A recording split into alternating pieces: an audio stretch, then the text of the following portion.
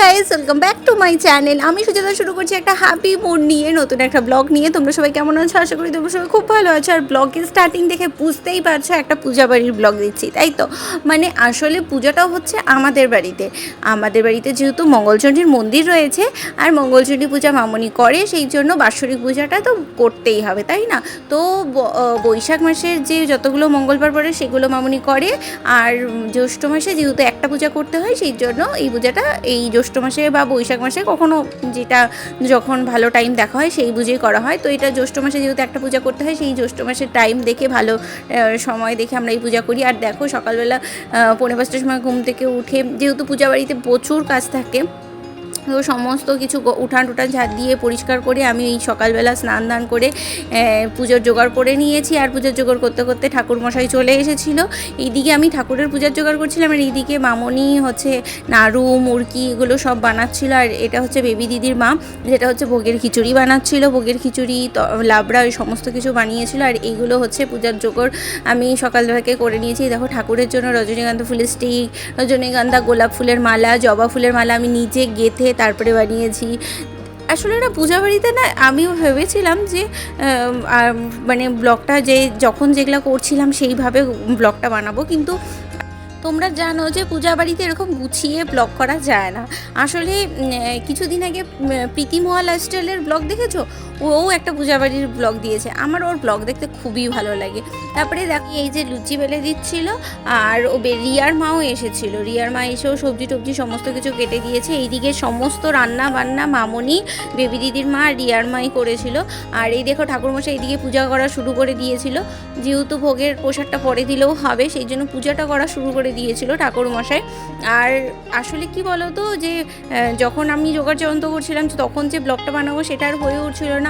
আর এত পূজার বাড়িতে কাজ থাকে, 2-3 দিন আগের থেকে প্রীতিমোয়া লাইফস্টাইলে যেরকম ওদের বাড়িতেও 3 দিন আগের থেকে সমস্ত ধোয়াধুয়ি, সেরকম এখানেও চলছিল যে 2-3 দিন আগে থেকে সমস্ত ঘরের পর্দা টর্দা বিছানা চাদর সমস্ত কিছু ধোয়াধুয়ি, তারপরে চারপাশে সমস্ত কিছু ব্লিচিং পাউডার দিয়ে পরিষ্কার করা, সমস্ত কিছু কন্টিনিউ চলছিল।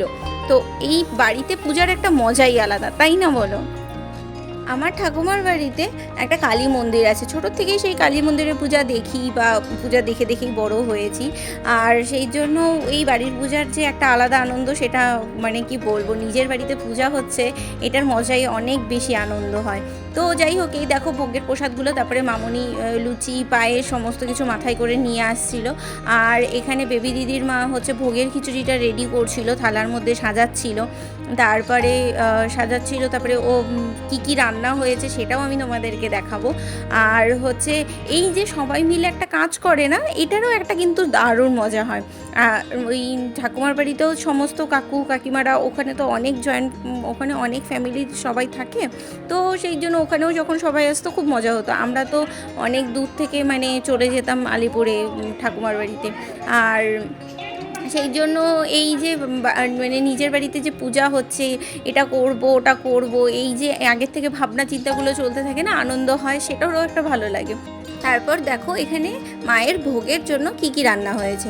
মায়ের ভোগের জন্য এখানে রান্না হয়েছে শাক, 5 রকমের ভাজা, তারপরে খিচুড়ি, লাবড়া, হচ্ছে লুচি, পায়েস আর চাটনি, এই সমস্ত কিছু হয়েছে। মামনি আবার পানের খিলি বানিয়ে দিয়েছে, আর লেবু টেবু সমস্ত কিছু দিয়েছে। এখানে বেবি দিদির মা আমাকে বলছিল তুমি থালাটা, আরেকটা থালা তুমি নিয়ে যাও। তখন আমি বললাম না, তোমরাই নিয়ে আসো, কোনো অসুবিধা নেই। তারপরে এই দেখো মামনি একটা ভোগের থালা নিয়ে চলে যায় মাথায় করে।